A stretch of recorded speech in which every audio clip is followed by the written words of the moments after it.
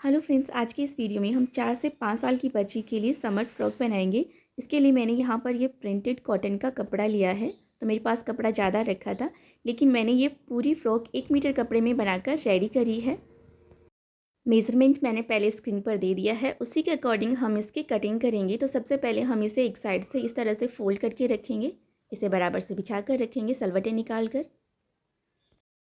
अब ऊपर की तरफ से जितना भी अनइवन कपड़ा है उसे हम कट करके यहाँ से इसे सीधा कर लेते हैं। तो पहले मैं यहाँ पर स्केल से सीधी लाइन ड्रॉ कर लेती हूँ और यहाँ से इतना एक्स्ट्रा कपड़ा हम यहाँ से कट कर लेते हैं।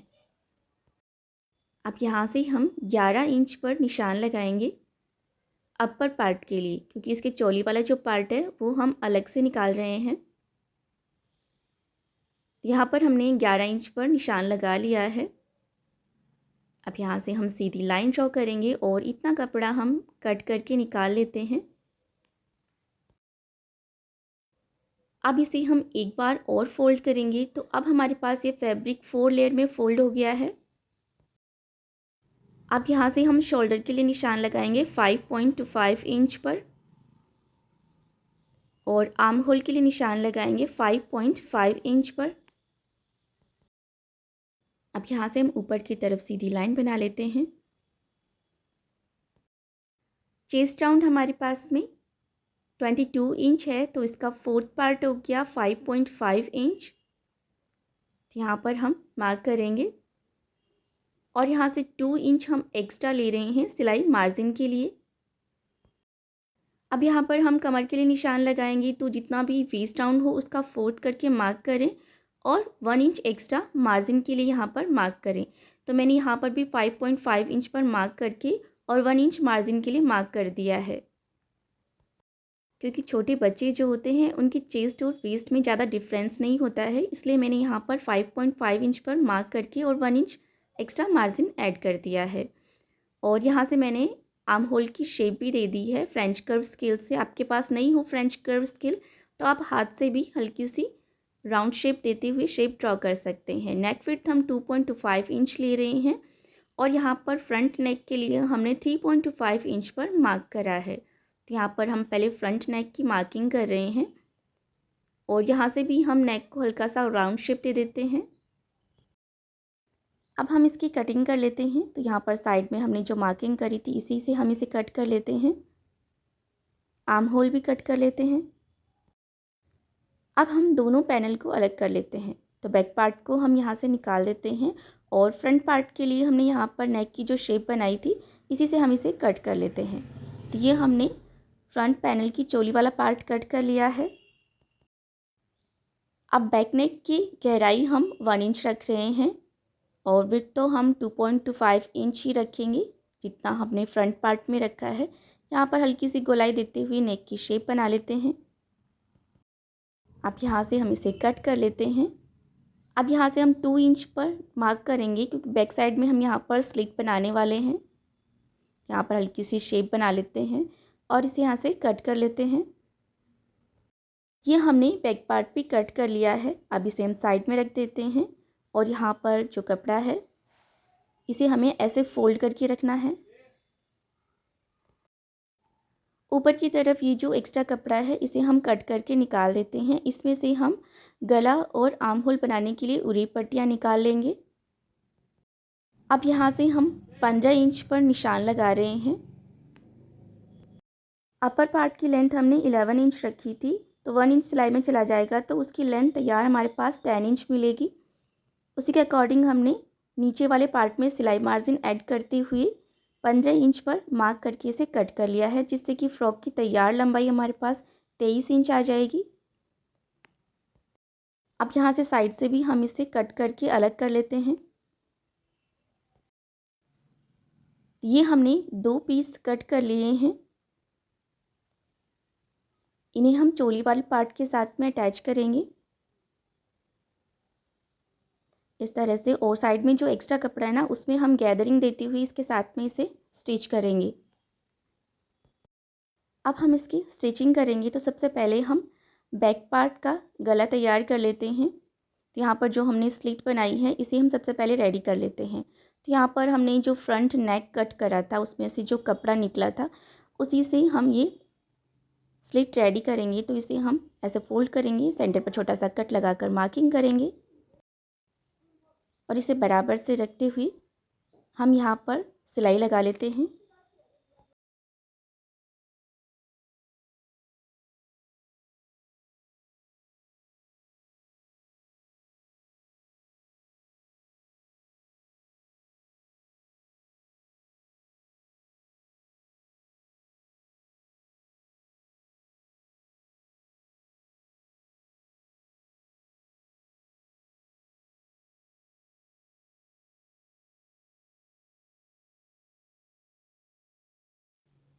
तो ये हमने सिलाई लगा ली है। अब हम यहाँ से स्लिट की जो हमने शेप बनाई थी उसी से हम इसे कट कर लेते हैं और यहाँ से बैक साइड से थोड़ा थोड़ा सा कपड़ा जो एक्स्ट्रा है यहाँ से बराबर से इसे कट कर लेते हैं। अंदर की तरफ से हम यहाँ पर शेप में छोटे छोटे से नॉचेस लगाएंगे और इसे इस तरह से पलट लेते हैं। अब हम इसके ऊपर टॉप स्टिच लगा लेते हैं।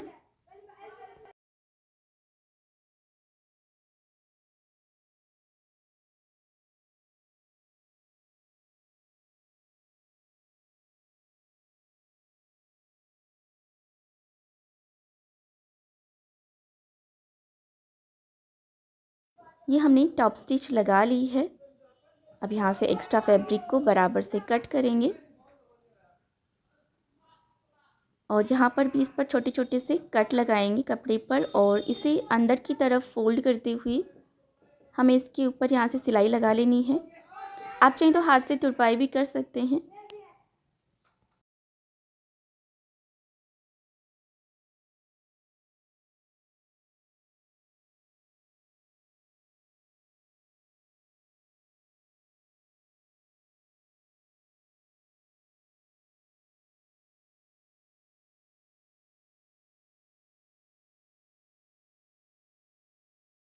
तो ये हमने स्लिट रेडी कर ली है। अब हम फ्रंट पार्ट लेंगे और दोनों को शोल्डर से अटैच कर लेते हैं। दोनों के सीधे साइड हम एक दूसरे की तरफ करके रखेंगे और यहाँ से शोल्डर की सिलाई लगाएंगे।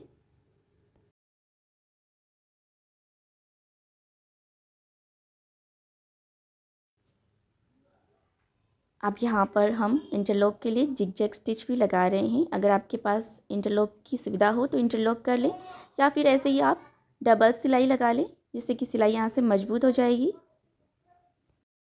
अब हम इसका गला तैयार करेंगे तो इसके लिए हम पूरी पट्टियाँ कट कर लेते हैं। जो कपड़ा हमने कट करके निकाला था उसी में से हम 1.25 इंच चौड़ी पूरी पट्टियाँ कट कर लेते हैं।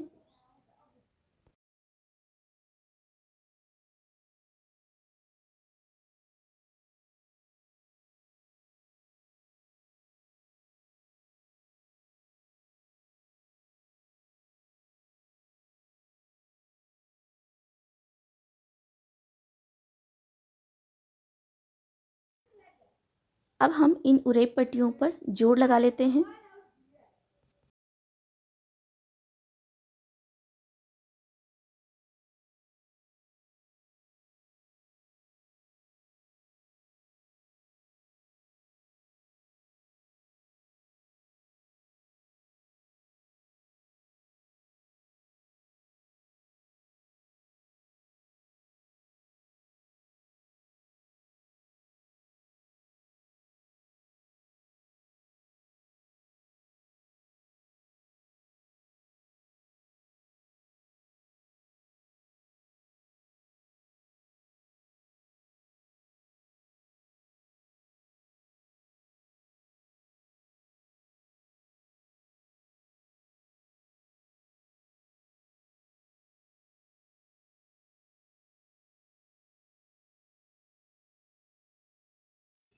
ये हमने उरेब पट्टियों पर जोड़ लगाकर एक लंबी उरेब पट्टी रेडी कर ली है। इससे हम गला और आर्म होल तैयार करेंगे।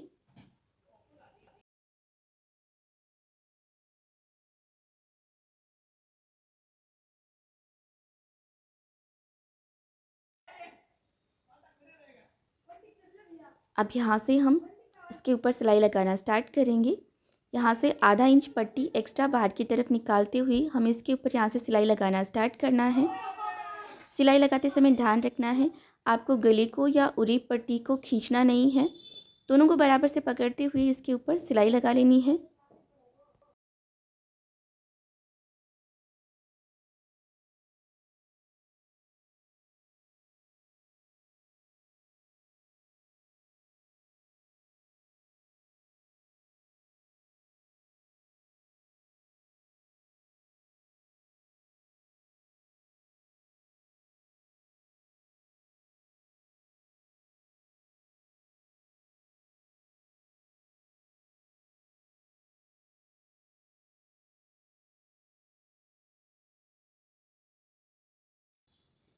अब यहाँ से आधा इंच एक्स्ट्रा उरी पट्टी रखते हुए एक्स्ट्रा पट्टी को हमने कट कर दिया है।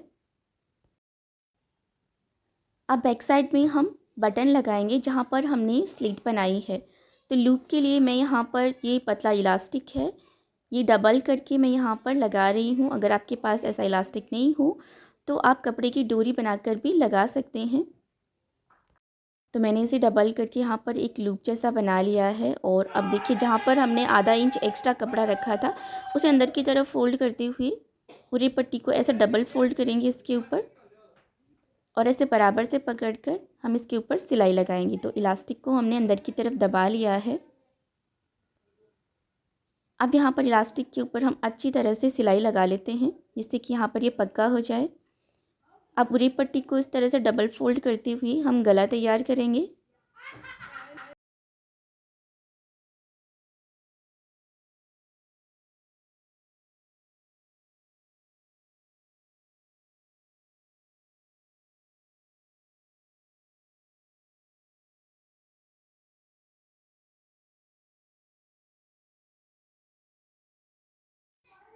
अब यहाँ से जो हमने आधा इंच एक्स्ट्रा रखा था पूरी पट्टी, इसे भी हम अंदर की तरफ फोल्ड करते हुए इसके ऊपर सिलाई लगा लेते हैं।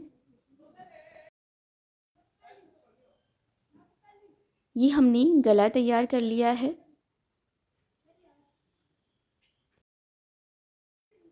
अब हम आर्म होल तैयार करेंगे। तो इसी उरेब पट्टी से हमें आर्म होल भी इसी तरह से तैयार कर लेना है।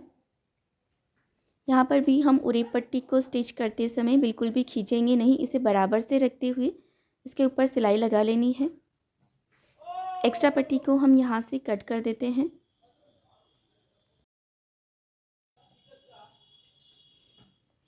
अब इसे इसी तरह से डबल फोल्ड करके अंदर की तरफ फोल्ड करके इसके ऊपर सिलाई लगाएंगे। यहाँ पर जो मार्जिन था उससे हमने पूरी पट्टी के अंदर की तरफ दबाकर इसके ऊपर सिलाई लगाई है। पूरी पट्टी के बिल्कुल किनारे से होते हुए हमें ये सिलाई लगानी है।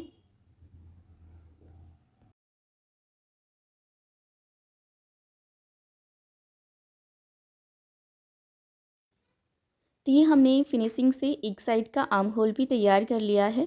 बिल्कुल इसी तरह से ही हम दूसरे साइड का आर्म होल भी रेडी कर लेते हैं। ये हमने दूसरे साइड के आर्म होल पर भी सिलाई लगा ली है। अब हमने नीचे के लिए जो पार्ट कट कर रहे थे इन्हें हम तैयार करेंगे। आपकी मशीन में जो बड़ी वाली सिलाई हो वो आप सेट कर लें, और यहाँ से इसके ऊपर एक सीधी सिलाई हमें लगानी है।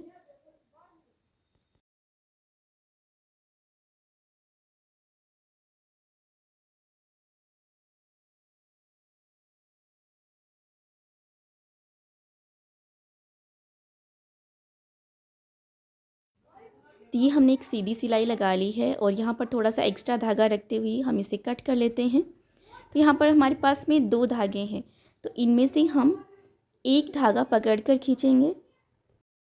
धागे को बिल्कुल आराम से पकड़कर खींचना है, ध्यान रखें धागा टूटना नहीं चाहिए। और इस तरह से हम कपड़े पर गैदरिंग देंगे। तो धागे को खींचते जाएं और कपड़े पर इस तरह से चुन्नट डालते जाएं।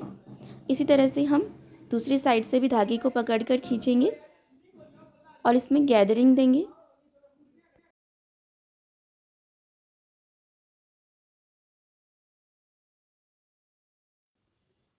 अब इसे हम चोली वाले पार्ट के बिल्कुल बराबर से करेंगे।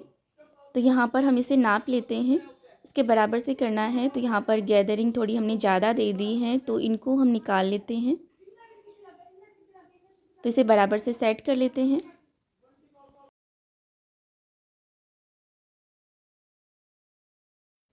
अभी देखिए यहाँ से ये बिल्कुल बराबर से आ गया है। तो अब हम चोली वाला पार्ट इसके साथ में स्टिच करेंगे। गैदरिंग इवनली हम स्प्रेड करेंगे।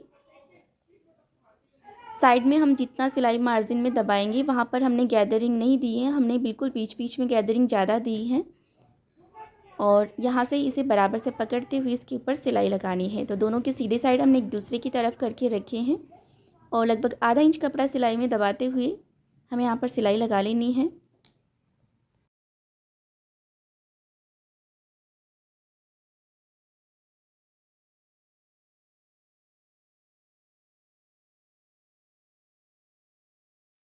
तो यहाँ पर मैंने इसके ऊपर सिलाई लगा ली है।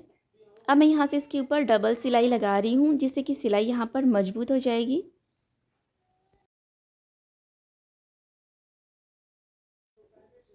अब यहाँ से मैं इसके ऊपर जिगजैग स्टिच भी लगा रही हूँ जिससे कि कपड़े के धागे नहीं निकलेंगे।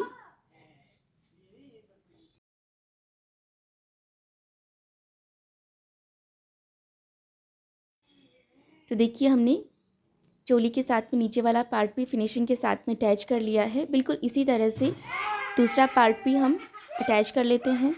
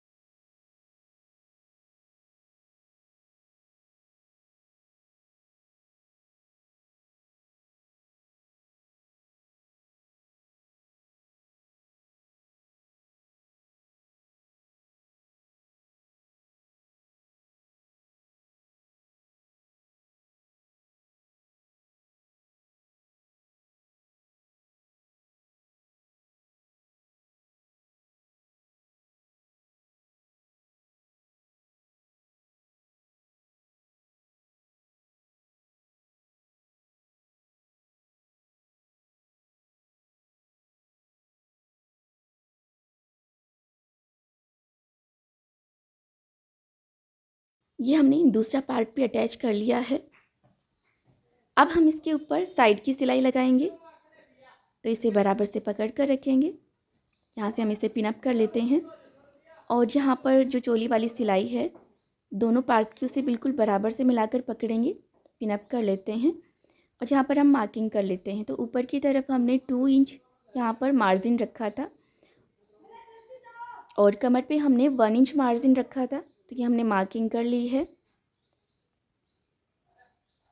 और यहाँ से नीचे की तरफ हम आधा इंच कपड़ा सिलाई में दबाते हुए हमें सिलाई लगानी है।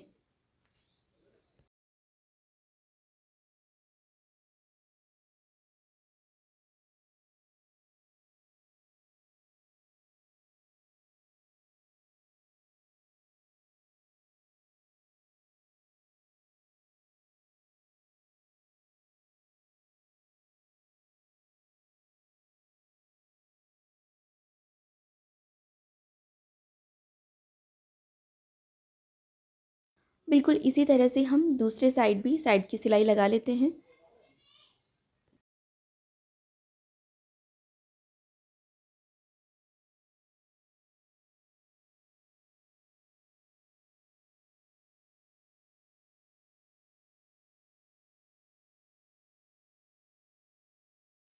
अब हम इसे बॉटम से भी डबल फोल्ड करके इसके ऊपर सिलाई लगा लेते हैं।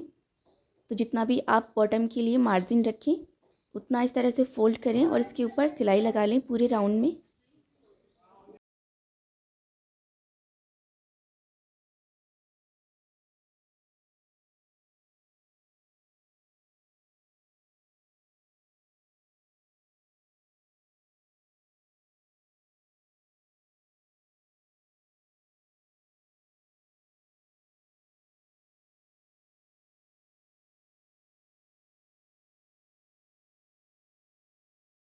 ये हमने बॉटम से भी इसे डबल फोल्ड करके इसके ऊपर सिलाई लगा ली है और यहाँ पर ये हमने एक फैब्रिक बटन लिया है ब्लैक कलर का ही, ड्रेस के मैचिंग का हमने ये बटन लिया है। तो ये बटन हमें यहाँ पर लगाना है।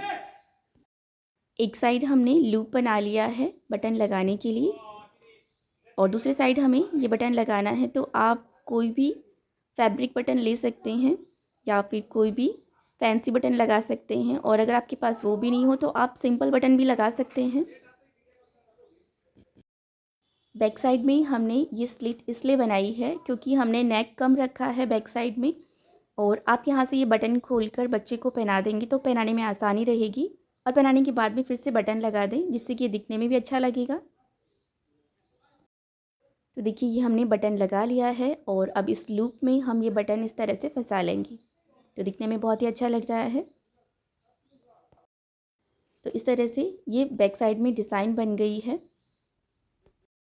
तो ये हमने 4 से 5 साल की बच्ची के लिए समर फ्रॉक बनाकर तैयार कर ली है। इसी तरह से आप किसी भी साइज़ के बच्चे के लिए मेज़रमेंट निकाल कर ये समर फ्रॉक बना सकते हैं।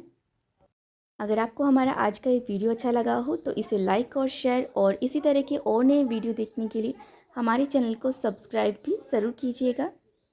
वीडियो देखने के लिए धन्यवाद।